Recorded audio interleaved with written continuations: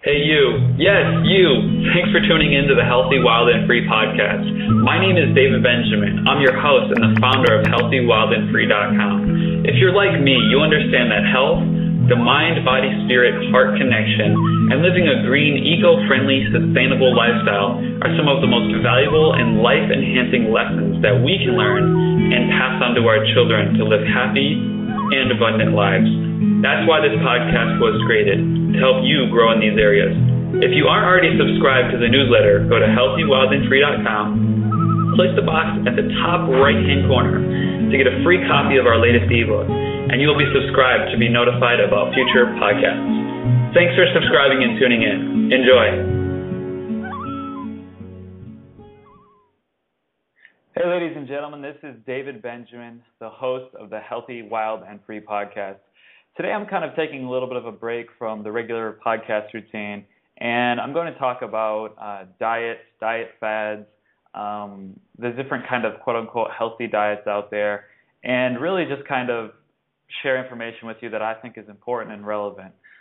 So far in this podcast, I've interviewed a lot of different experts on the topics of yoga, spirituality, diet, fitness, health, the mind, the connection of the mind, body, spirit, and just all of these kind of different unique topics that I find interesting, and the type of information that I would like to learn, in my life to improve my health and my levels of happiness and wellness and things like that. So the reason I wanted to kind of record this podcast today was to share kind of my perspective, and I think one of the perspectives that I kind of bring to the health space is a kind of hopefully more of a balanced perspective, because I think a lot of people that have written health books, that have spoken on, TED Talks or, whatever it may be, that kind of have this notoriety attached to their health message, feel that their way is the best. And we all feel that our way is the best overall. And it's, there's nothing, wrong with that. If you believe something, you believe something. But at the same time, I think there's a lot of value in different perspectives. And there's so many perspectives when it comes to diet and what you eat. And is this healthy? Is that healthy? Is this way of living healthy? And there's so many different perspectives. And my goal with this podcast is to bring in different people from different backgrounds to share their different perspectives so that you can come to your own conclusion and find your own kind of balance. Because I think it really just comes down to finding your own balance, finding out what's unique and distinct for you and what's really going to work for you, because there's so many different, ways, if you will, to eat healthy. There's so many different quote-unquote healthy foods, but that doesn't mean that all of them are going to work for you, and it doesn't mean, it's just going to work out if you just follow this specific path or that path.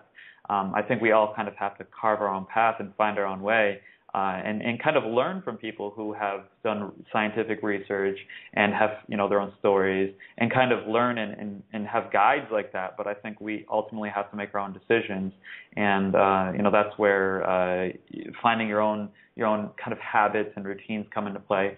And that's for me in my life how I really kind of took my health from an area where at one point in my life I was 19 years old. And I was so stressed out. I wasn't eating healthy. I was eating, like microwave dinners. I put them in the oven, thankfully, but I was eating microwave dinners. And they were actually a little bit better. They were like Amy's vegan dinners. And I'd eat potato chips. So I'd eat quick dinners and potato chips and, whatever. I barely had any vegetables or fruits or anything. And for me, when I did that at that point in my life, it led me to a place where at 19 years old, I got heart palpitations, and I just didn't have any energy. I didn't sleep well. My whole life was kind of in a state of havoc. And it really just kind of came back to my diet and how stressed I was, and lack of exercise, those kind of three main things. But diet was definitely a huge portion of that. And for me, my path kind of led to kind of discovering and over time evolving and creating a more healthier,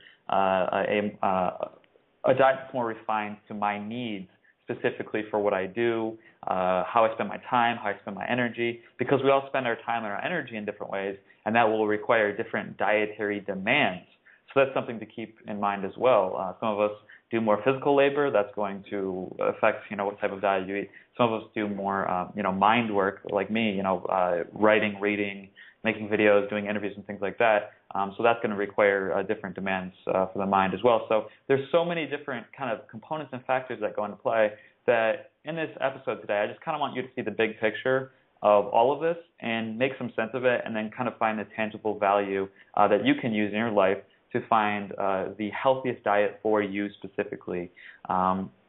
So let's get into the podcast. So first things first, I want to talk about kind of the difference between diet fads and diets. Now, a diet fad is something that you will often see in the media, and even they'll even have stars and quote unquote diet and guru expert advice panels that are kind of a proponent of these different diets. And these diet fads are things like, for example, a diet that's high in calories or low in calories, or high in carbs or low in carbs, or high in fats or low in fats, or high in sugar or low in sugar, or high in protein and low in protein. It's a diet that basically has basically an extremity built into the diet. So what I mean by that is it's very hyped up, and it's very this diet is, and it's mostly around weight loss too. So just kind of keep that in mind. So it's mostly like this diet, we found that if we reduce calories, or if we found that if we reduce fats, for example, those are kind of two of the biggest ones. If we reduce calories, you lose weight, and if you reduce fats, you lose weight. So there's a lot of these kind of like diet fads out there that really kind of play on the kind of the weak state that someone may be in at a point in their life where they don't feel beautiful, they don't feel they have value because they're overweight, they don't feel good, they don't look good, and these extreme diets, quote unquote diets, in my mind are kind of really, really dangerous, and there's several reasons for that. The first reason is because these diets basically preach that you need to either increase something massively or cut something massively, your diet and lifestyle. And I think anytime we make extreme kind of changes within our life, whether it be diet, on a physical, emotional, spiritual level, whatever it may be, anytime we try to make extreme changes quickly, our body has a hard time adjusting because our bodies are used to slower changes. For example, when we go and exercise, we warm up our muscles because we don't want to tear our muscles. It's kind of the same thing if you apply that model to diet. If you're making extreme changes in a short amount of time, it shocks your body. It will shock your digestive system. It will shock, maybe your immune system. It'll shock, your nervous system.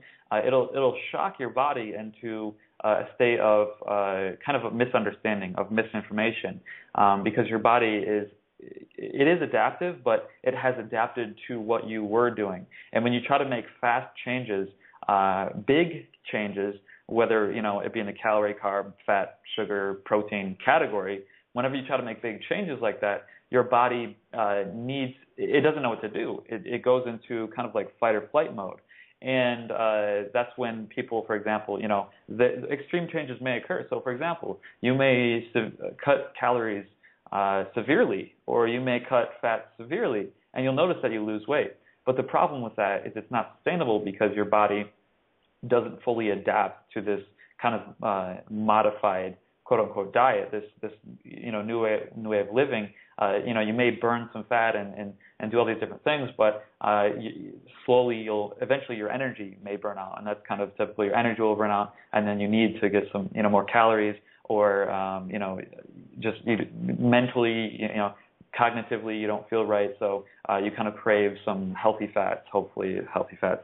So our bodies are made to adapt, but they're made to adapt slowly. Well, they can adapt quickly too, but when it's a diet change, when it's quick like that, evolutionarily speaking, our bodies are not used to doing that because the human species has evolved, to pick berries and to eat green leaves and in colder climates hunt for animals, hunt for game and things like that. So for thousands of years, the human species has evolved and adapted to eat something local, something very kind of specific. And because of all the changes in the production of food, genetically modified foods, preservatives, additives, the heating up of food, pasteurization, all these different kind of components that go into the creation of modern day quote unquote food, our bodies have a hard time adapting to that. And on top of that, if you're trying to drastically reduce calories or fats or sugars or whatever it may be,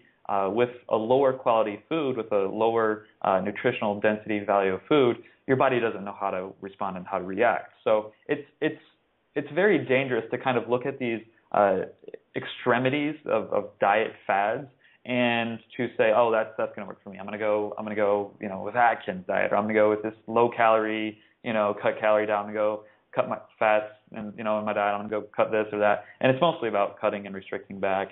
But then sometimes you have other people and other proponents saying, increase your calories or increase your healthy fats. And, there's so many people saying either reduce or increase calories, carbs, fats, sugars, proteins. And I think it's important to understand that that is not the answer to being healthy or losing fat or burning fat, because the problem is it's going to create an imbalance in your body, and everyone is specifically unique and different. So I hope that makes sense. I hope that kind of message resonates with you a little bit, and I hope that you kind of see that whole fad industry, if you will, different, because there's a lot of diet fads out there, and there's a lot of people still pushing these ideas, and they're completely outdated and completely irrelevant because there's so many factors that go into a healthy diet, that kind of makes up a healthy you. And if you continue to kind of be sold on these ideas of, crazy restrictions and increasing things and reducing things overnight, and you think that's going to be your savior, it's not for your health, it's not for your weight, it's not for anything. So that's just my perspective on it. And from what I've learned, and from the kind of health experts and authors and people that I learned from, that's kind of what I've learned from that information, and I hope that kind of summarizes it very nicely for you.